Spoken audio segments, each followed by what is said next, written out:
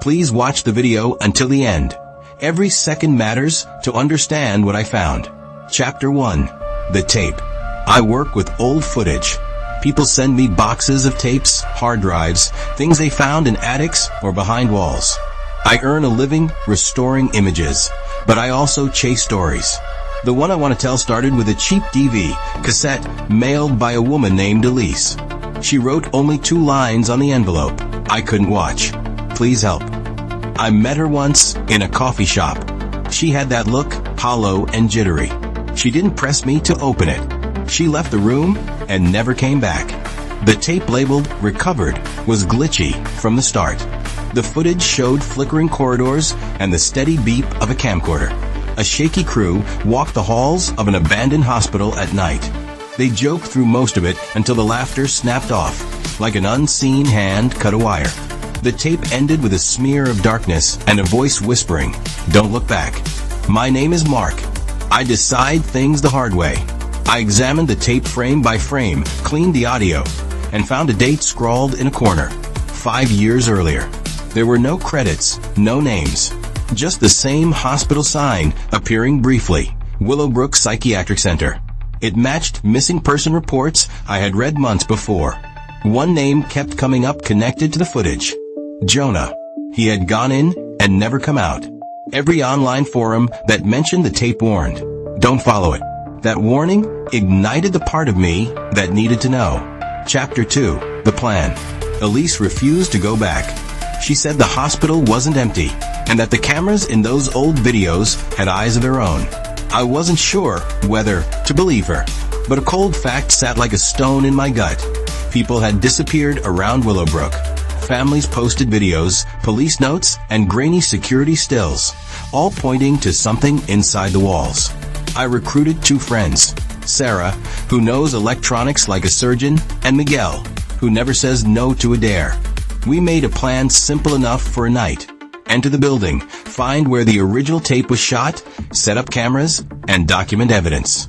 I told them the mission would be quick. I told myself the same thing. We drove at dusk.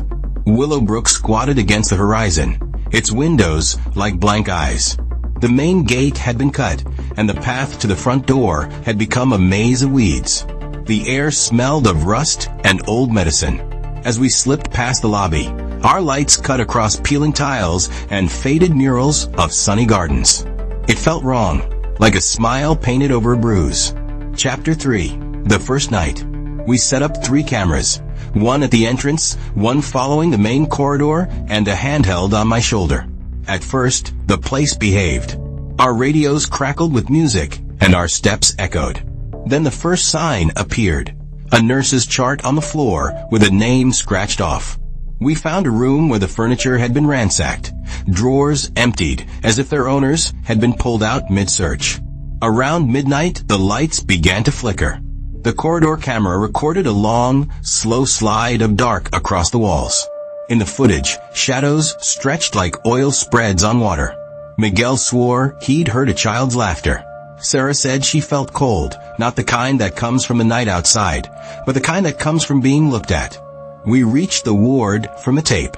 The place matched exactly. A rusted mural of a sun, a long table scarred by cigarette burns. A camera lay half buried beneath a pile of old patient files.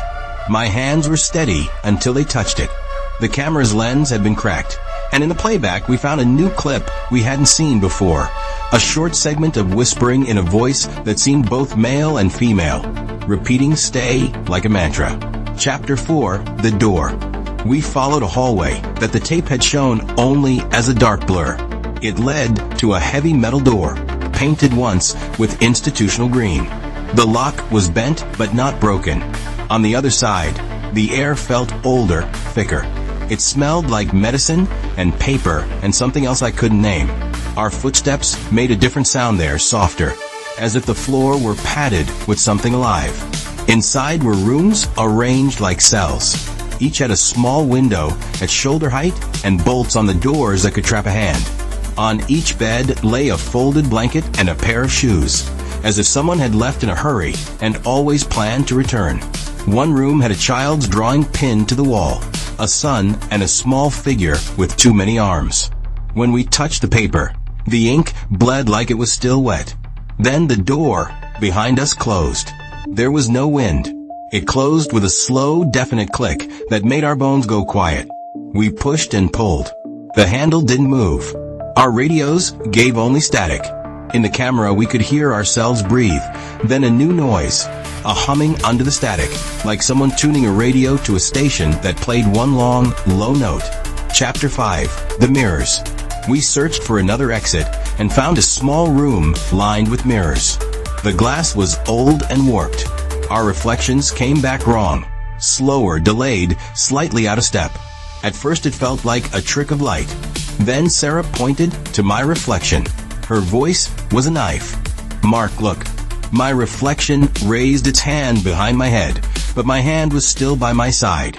The image smiled a little, and when I blinked it did not blink. Miguel slammed his palm against the glass. My reflection did not move. Instead, the space behind the glass darkened, like a shape moving out of the mirror's field of view. We broke mirrors with the backs of our shoes until the room filled with shards. The sound was loud, crystal cries that seemed to draw shadows closer. In the footage from that night, our faces blur when we destroy the glass, and a figure appears in the broken pieces, pale, too thin, and standing very still. When Miguel later watched the playback alone, he told me the figure's eyes were wrong. They were empty, not black, just like someone cut circles out, he said. Something started to knock now, softly at first, against the other side of the metal door. It grew in rhythm. 3 slow taps, a pause, then 3 taps again. It sounded like steps counting time. Chapter 6. The Exit. We found our way back to the door when dawn began to color the windows with weak light. The knocking had stopped. The lock was open now, though none of us remembered unlocking it. Outside, the hospital felt the same as before, but there were new footprints in the dust, small and hurried. We left cameras running as we moved, a habit I had developed to prove the parts one could later not remember. On the main stairwell, we discovered a small shrine made of patient tags and Polaroids. Jonah's name was scratched on one of the tags. His last photograph, the one where he was smiling and holding a camera, had been cut in half. On the back of the other half, in handwriting that was both shaky and deliberate, was a message. "You see us. We see you." We didn't sleep on the way home. None of us spoke much. The tape we recovered that night has 3 angles where something watches the camera from the dark corners and then steps forward, as if testing the world outside its room. On the last segment, the frame goes to static, and a single set of words repeats over and over in a voice that sounds like both a child and an old woman. "Stay with us. Stay with us." I came back to my studio and set the footage to loop. Sometimes I think the voice is trying to tell me where to look next. Sometimes I think the cameras I had been stolen and is now used to collect people. I began to understand why Elise couldn't watch. She had glimpsed the part that is not on tape, the way the hospital reaches out and chooses. She had seen the exit close for good. The story did not end for us. Sarah stopped sleeping. She says mirrors refuse to disappear from her dreams. Miguel insists he hears the 3 taps in his apartment at night. My own reflection sometimes smiles before I do. I keep the tape in a drawer that I lock, but last week I found it on my table, ejected from the player, rewound to the moment the figure steps forward. I thought about burning it. I thought about handing it to the police. But the screen keeps calling me. There's a part of me that believes if I follow the frames long enough, I can find where Jonah went and bring him back. There's also the part that knows some doors open only to let others through. If you watch the footage, watch every second. Don't blink when the image changes. If you ever find a hospital painted over with cheerful suns where the walls were meant to keep you calm, do not go inside. And if you hear 3 slow knocks, count them, and do not answer. If you like this story, please subscribe to the channel, activate notifications, give the video a like, leave a comment, and share the video.